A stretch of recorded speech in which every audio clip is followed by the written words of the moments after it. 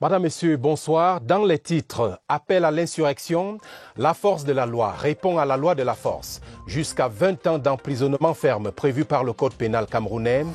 D'autres sanctions tonnent comme des canons du droit dans ce 20h30. Régional 2020, marathon de l'organisation vers le 6 décembre. Une session de plein droit d'Elections Cameroun tenue ce mercredi à Yaoundé. Les questions matérielles du scrutin au menu des travaux. Vous entendrez le président du conseil électoral dans ce journal. Dans le nord-ouest et le sud-ouest, rentrée scolaire, les cloches des préparatifs dans tous les bruits du monde. Sensibilisation des autorités, levée de fonds s'intensifie pour un retour à l'école. Sac au dos en direction de Boya et Bamenda dans le cours de cette édition.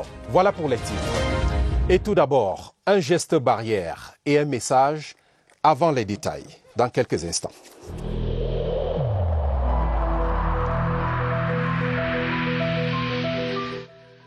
Le port du masque dans l'espace public restera obligatoire jusqu'à nouvel ordre.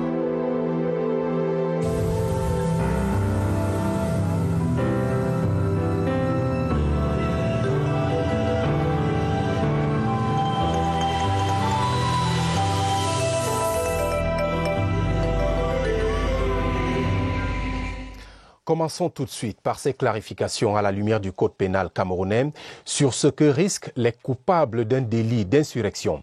Eh bien, les auteurs s'exposent à des peines d'emprisonnement allant de 10 à 20 ans. D'autres dispositions de la loi dans ce reportage de Sidoine Monkam. L'insurrection est considérée comme tout acte collectif de nature à mettre en péril les institutions de la République. La peine minimale est de 10 ans. Elle est comprise entre 10 et 20 ans de prison. Lorsque vous avez été jugé coupable d'insurrection, on vous applique l'article 116 de notre code pénal. Outre l'article 116, les articles 114 et 154 sur la révolution et la rébellion complètent cet arsenal juridique, tout comme la loi du 19 décembre 1990 sur les manifestations publiques non autorisées. Si les organisateurs persistent et continuent avec cette manifestation, ils infringent ainsi les dispositions de l'article 231 du Code pénal. Les hommes de loi affirment également qu'un lien peut être établi entre tout acte d'insurrection et le terrorisme, avec des sanctions encore plus sévères. Cette loi fait état de ce que quiconque cause le dysfonctionnement même partiellement d'un organe public est passable d'emprisonnement à vie pour acte de terrorisme. Et pour ceux des partis politiques qui se mettent en marge de la légalité, le ministre de l'administration territoriale a le pouvoir de soit suspendre pour une période de 3 mois les activités d'un parti politique et enfreindre les dispositions de la loi, également aller jusqu'à l'interdiction. Et comme on dit, nul n'est censé ignorer la loi, surtout pas les acteurs politiques. Et la classe politique du littoral demande aux populations de ne pas prêter oreille aux appels à l'insurrection. Certains leaders ont ouvertement pris position. Ils s'expriment dans ce reportage de Joseph Itoté. Pour Banda Kani, président du nouveau mouvement populaire, l'État est un construit permanent. Il convoque d'ailleurs la loi fondamentale qui consacre la souveraineté du peuple camerounais. L'intérêt général au Cameroun est garanti et est représenté par l'État, à la tête duquel se trouve le chef de l'État du Cameroun, son excellence Paul Biya, qui a été élu par les Camerounais en 2018. Avis corroboré par Abel Elimbi Lobé, acteur politique qui pense que la vie en société politique organisée ne s'accommode pas de l'anarchie. C'est l'occasion pour moi d'appeler tous les Camerounais à ne pas suivre les mots d'ordre qui émanent des impénitents du mal. Anissé Kane, le président du Manidem, le mouvement africain pour la nouvelle indépendance et la démocratie, parle de l'irresponsabilité politique. Un patriote qui aime son pays ne met pas ses ambitions personnelles au-dessus de l'intérêt général. Dans l'hymne national, nous chantons « Chère patrie, terre chérie, tu es notre seul et vrai bonheur ».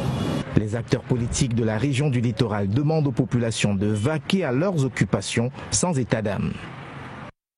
Et c'est sans état d'âme que les élections régionales se préparent. Et l'ECAM tenait ce jour à Yaoundé une session de plein droit sur l'organisation matérielle et le cadre juridique du scrutin.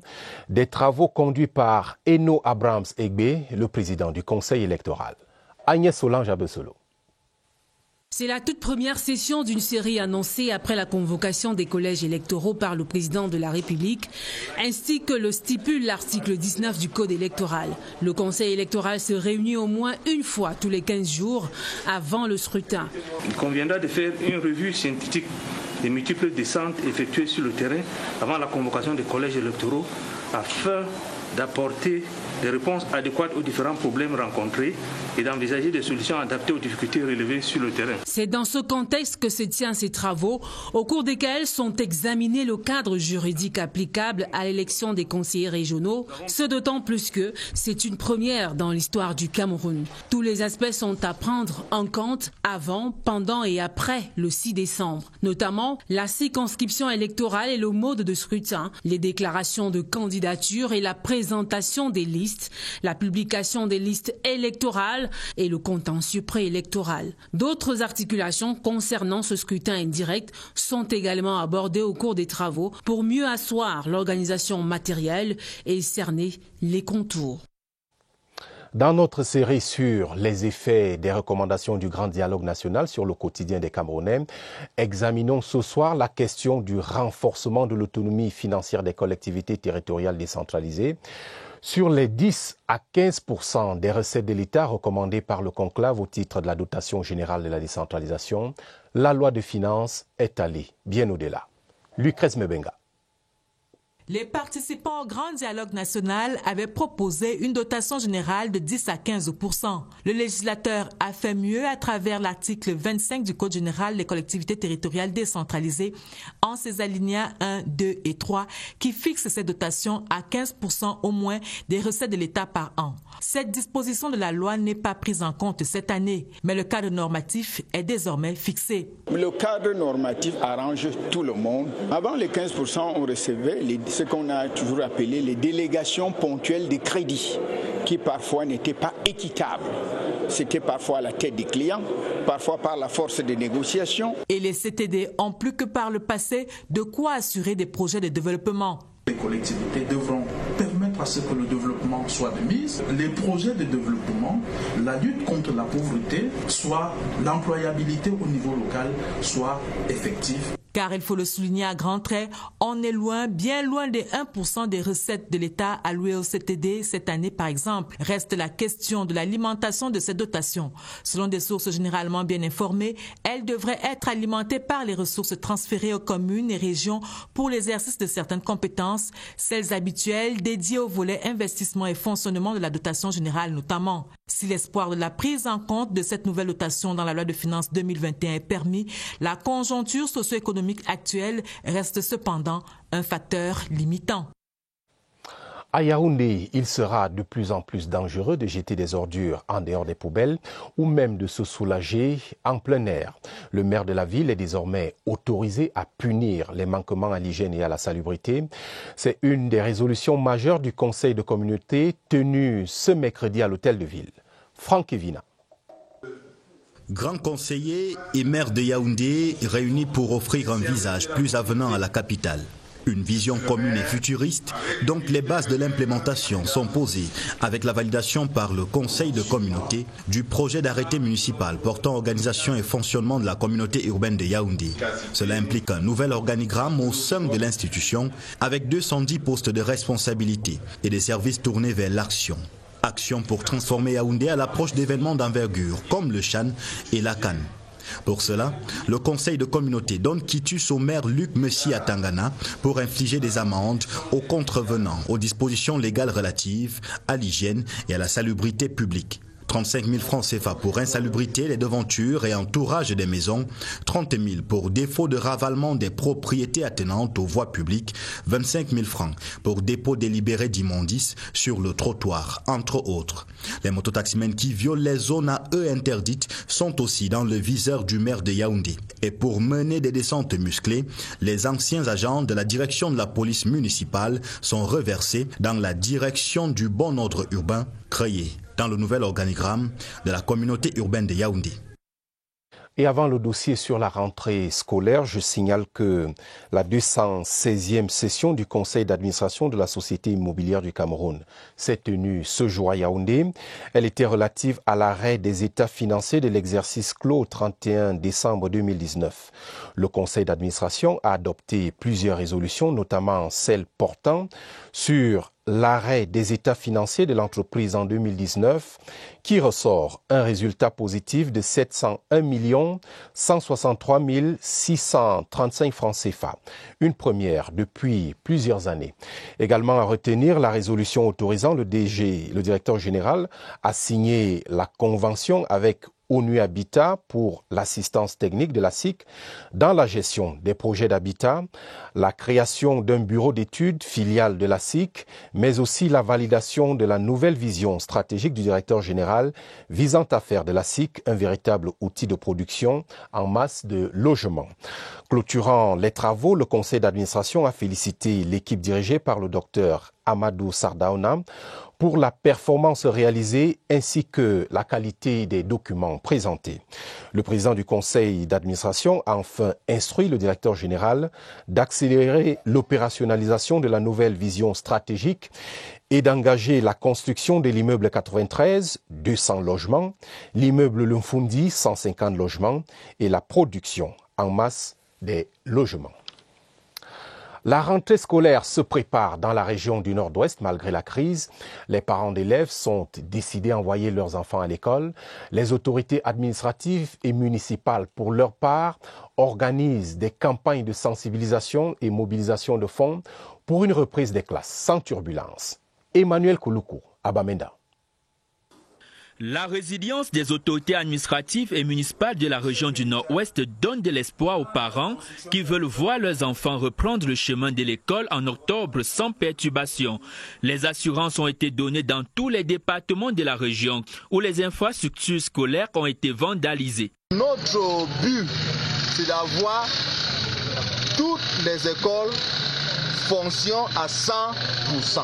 Dans le Boyo, le préfet Fidel Téni s'est rendu à la gare routière de Fundon afin de sensibiliser les populations pour la nécessité d'un retour à l'école. D'autres initiatives ont été prises avec la collaboration des maires et des chefs traditionnels dans le Ngok et Tundia, dans la Mézam ou dans la Mentoum. Le gouverneur de la région du Nord-Ouest, Adolphe Lélé l'Afrique, met un accent sur la reprise des activités scolaires lors des différentes réunions de sécurité organisées avec les forces publiques et les responsables des administrations. Les autorités administratives précisent que les mesures sécuritaires et sanitaires sont prévues pour l'encadrement des élèves et du corps enseignant. Mobilisation également de la communauté éducative du Sud-Ouest en vue de la rentrée scolaire 2020-2021. Responsables et parents d'élèves se donnent la main pour une reprise des cours le 5 octobre prochain, sans coronavirus et en toute sécurité. Roger Samakiporo, à Boya.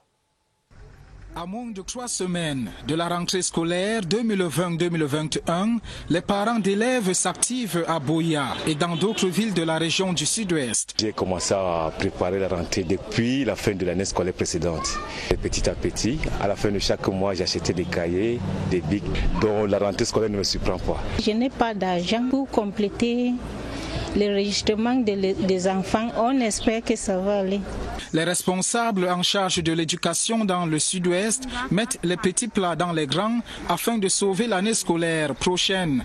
On est prêt. Les chefs des établissements désinfectent les salles de classe, les toilettes et on est sûr que si les élèves viennent et même les enseignants, le 5 octobre, le campus sera prêt pour les recevoir sans Covid-19. Les autres membres de la communauté éducative sont appelés à jouer leur partition afin que les établissements scolaires restés fermés du fait de la crise sociopolitique soient fonctionnels cette année. Une question récurrente chaque veille de rentrée, c'est celle de la disponibilité du manuel inscrit au programme. Dans les librairies visitées à Yaoundé, les livres sont disponibles, mais les acheteurs se pressent lentement. Barbara Padjama.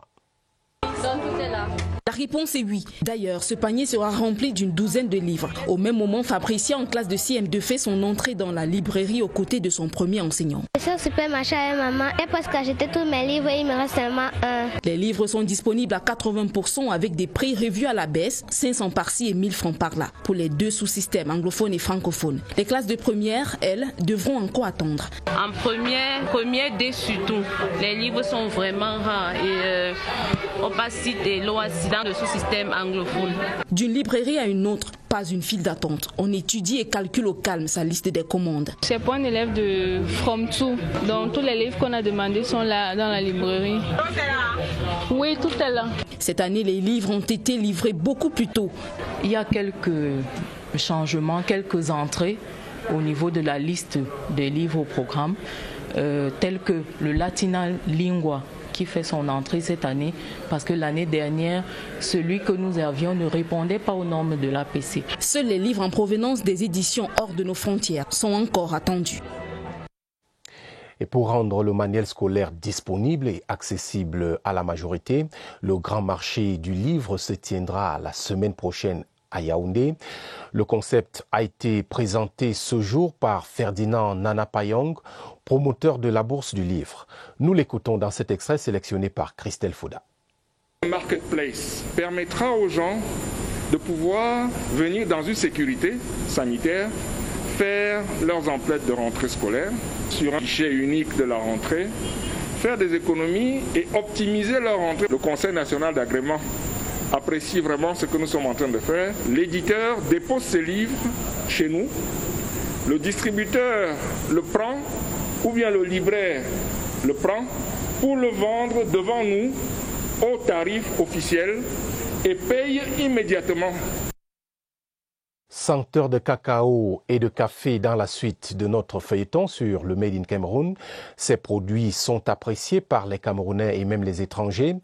Et leur transformation sur place pour en faire des produits dérivés n'est plus, comme par le passé, de la mer à boire. Laurence Okalia. Assez travaillé, prenons une pause café pour savourer l'arabica et le robusta produits par nos seigneurs de la terre. Ce zeste d'amertume sucre l'économie, à consommer sur place ou à emporter. Chaque fois que je voyage et que j'ai l'occasion de consommer du café du Cameroun en partage avec des amis à l'étranger, ils sont satisfaits. Je crois qu'il y a beaucoup de produits, de sous-produits de ce café-là qui ne sont pas connus. Je vous prends l'exemple du sirop de café. Si le café camerounais ne vient pas à vous, vous pouvez venir à lui. Je bois assez souvent du café camerounais, quand même de dosettes de café avec lesquelles je vais rentrer en congé en Belgique. Le café a son alter ego. On ne parle de l'un sans parler de l'autre. Cacao, café, c'est la même histoire. Au Cameroun, les industries réussissent déjà à faire fondre la concurrence en le transformant en chocolat. Nous avons conçu les machines que vous voyez autour de vous, nous les avons fabriquées nous-mêmes. Et nous avons maîtrisé la deuxième étape qui était celle des process de transformation. C'est à base de là que nous avons décidé de maintenant commencer à vendre. Parti de nos champs pour nos étals, en passant par la manufacture, le cacao et le café made in Cameroun peuvent se vanter de donner une bonne saveur à l'économie.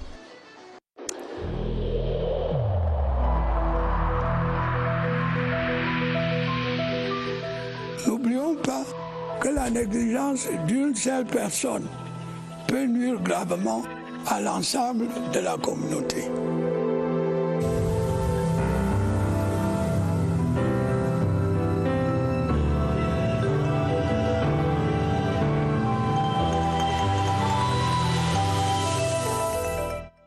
Le taux de guérison des patients infectés par le coronavirus au Cameroun est de 94,12%, indicateur révélé ce jour à Yaoundé lors d'une conférence de presse d'évaluation de la stratégie nationale de riposte contre la pandémie.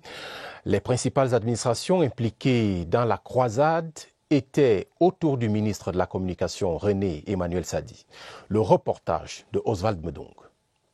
Bien que maîtrisée au Cameroun, la pandémie du coronavirus n'est pas encore vaincue ni domptée. Les mots du ministre de la Communication interpellent. Surtout que les bons points engrangés par le Cameroun en matière de lutte contre le Covid-19, le pays le doit à la stratégie gouvernementale, sous l'impulsion du chef de l'État, aux efforts collectifs, mais aussi à l'implication des personnels sanitaires.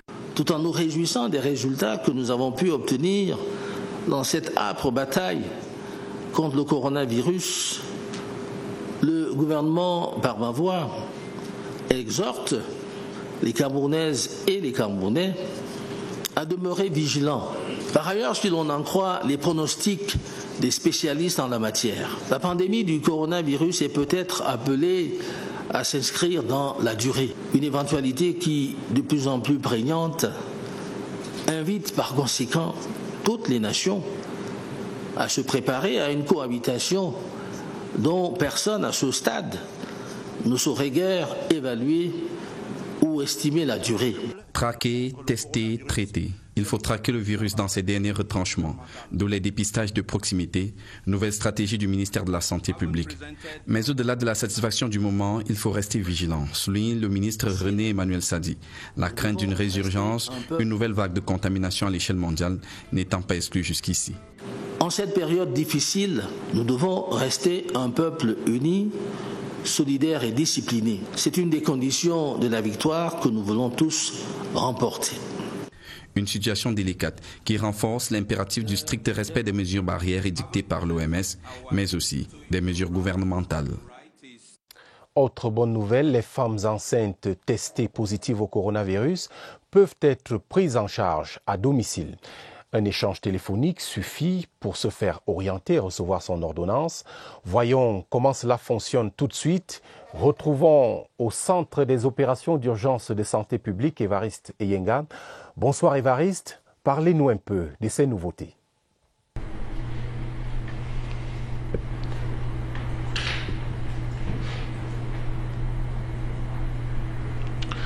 Bonsoir Rumial, c'est bien cela, il y a adaptation des techniques de consultation des femmes enceintes testées positives au Covid-19, les femmes particulièrement asymptomatiques ou celles qui présentent légèrement des symptômes de la maladie. Elles ne sont plus tenues d'aller vers le gynécologue ou vers les formations sanitaires.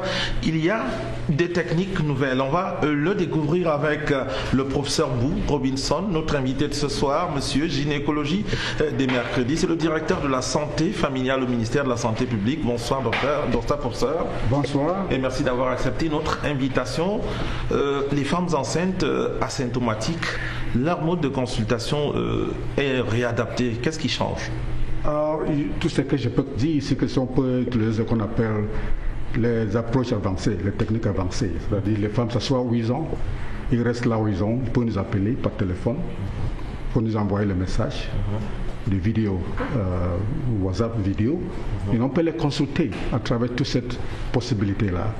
Et nous pouvons prescrire des médicaments parce que des médicaments essentiels pour les femmes enceintes, ce sont des médicaments qui n'ont pas besoin d'une prescription. Donc cette catégorie de femmes peut rester là où ils sont, ils peuvent nous appeler, n'importe qui est là à l'hôpital, pour les assister et pour les donner la consultation prénatale compréhensive, qui inclut tout ce qui est dans les rubriques de consultation prénatale, qu'on peut faire dans l'hôpital en présentiel. Donc on peut faire la même chose avec des technologies qui sont applicables aujourd'hui, comme je viens de vous l'expliquer, par un simple téléphone. Tu n'as pas besoin de smartphone. On passe de messages et on peut vous consulter par des messages. Et qu'est-ce que vous leur suggérez? Elles sont parties, elles ont fait des tests, elles sont positives, vous leur dites allez à la maison et essayez de nous jouer. Exactement, parce que nous avons une fenêtre de 2 à 3 semaines. Après cette fenêtre de 2 à 3 semaines, les femmes sont revenues dans la normalité. Donc pendant cette période-là, comme ils n'ont pas de problème très essentiel, les symptômes sont légers, ils peuvent nous appeler, ils peuvent rester là où ils sont pour au moins se couvrir ces 3 semaines et ça va aller. Merci professeur d'avoir honoré l'invitation. Une fois encore, au MIAL, vous le voyez, tout est en mouvement, tout est dynamique, rien n'est plié ni conclu avec le coronavirus. Même les techniques de consultation et de prise en charge s'adaptent, y compris pour les femmes enceintes. À vous le plateau. Merci Évariste pour ces nouvelles qui sont de nature à rassurer les femmes enceintes. Dans cette croisade contre le coronavirus, l'organisation non gouvernementale Action contre la faim est sur le terrain. Cette ONG mène une campagne de dépistage dans le district de santé de Djungoulo, c'est ici à Yaoundé. Voyons cela dans ce reportage de Joséphine Eneke des CRTV Centre. Depuis le début de la crise sanitaire, l'ONG Action contre la faim s'est mobilisée pour appuyer le district de santé de Djongolo dans la riposte contre la pandémie du Covid-19. Nous avons 8 équipes d'investigation et d'intervention rapide qui s'occupent du testing des bénéficiaires. Des points fixes aux caravanes mobiles en passant par le porte-à-porte, les équipes continuent de se déployer, question de toucher le maximum de personnes. Nous avons 61 personnes qui sont des traceurs, qui sont chargés d'aller vers les contacts des malades pour pouvoir faire le suivi à domicile. Pour mener à bien ces opérations, l'association humanitaire Action contre la faim n'a pas lésiné sur les moyens. Nous avons 12 véhicules qui sont déployés pour ramener les équipes sur le terrain, réaliser les investigations dans les domiciles, dans les caravanes et sur les sites fixes. Nous avons aussi les tentes, le matériel nécessaire pour pouvoir réaliser une caravane mobile. Nous avons aussi des ressources humaines. Donc nous avons appuyé le district de santé de Djongolo à pouvoir prendre en charge 61 traceurs, 12 superviseurs de proximité, 12 points focaux surveillance des aires de santé et 40 membres d'équipes d'investigation et d'intervention rapide. Un accompagnement qui dénote de l'engagement de cette organisation non gouvernementale à œuvrer aux côtés des pouvoirs publics pour améliorer les conditions de vie des populations. C'est une très bonne initiative que Action contre la faim a montée. Nous sommes bien accueillis.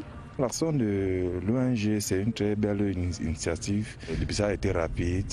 On m'a remis en 24 heures, ils font le bon travail. À ce jour, Action contre la faim a permis de suivre 2500 contacts et de tester 13 288 personnes. Une performance que l'ONG entend consolider. En sport football, les Lions A-Prime ont eu leur première séance d'entraînement ce mercredi au centre d'excellence de la CAF, c'est en Bankomo. L'équipe est en préparation du CHAN pour une dizaine de jours. Robert Badjek a assisté à cette mise en condition. Son reportage. À première vue, on parlerait de rentrée sans pression. Mais c'est seulement le calme avant la tempête. Pour ce retour en sélection après la trêve imposée par le Covid-19, les Lions A-Prime ont eu droit, après une brève prière, à 30 minutes de course en guise de réveil musculaire, entre autres exercices. Tout ce que nous avions fait par le passé, il faut recommencer à zéro. Ce stage est à 90% la préparation physique. Même si Arunadan et Abandankwa ont ressenti des douleurs durant la séance, pour la plupart des joueurs, on est préparé à répondre aux défis physiques. Ça ne sera pas facile, mais on a un staff technique de très haut niveau qui connaît ce qu'il a à faire et je pense qu'ils vont nous donner tout le nécessaire pour que nous soyons à la hauteur des attentes. Jusqu'au 25 septembre prochain, Yves Clément Aroga et son staff s'attelleront à redonner du rythme aux 29 joueurs restés hors des terrains depuis le mois de mars. Dès ce jeudi, le portier Agnès Déric retrouvera le reste du groupe afin de pallier l'absence de Simon Omosola. Ce télégramme officiel du président de la République du Cameroun adressé à son Excellence André Manuel López Obrador, président des États-Unis mexicains, à Mexico. Le chef de l'État écrit à son homologue à l'occasion de la commémoration de la fête nationale des États-Unis mexicains ce 16 septembre. Ainsi va le Cameroun ce soir. Merci de votre fidélité. Passez d'agréables moments sur votre antenne, la CRTV. La télévision, c'est ici. Bonsoir.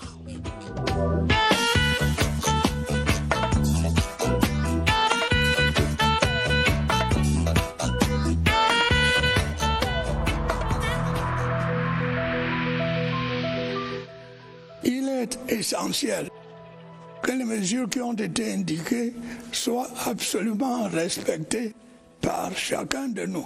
Lavez-vous régulièrement les mains à l'eau et au savon ou à l'aide d'un gel hydroalcoolique. Restez à au moins 1 mètre de distance des autres personnes, surtout si elles toussent, éternuent ou ont de la fièvre. Si vous avez de la fièvre, de la toux ou des difficultés à respirer, consultez un médecin.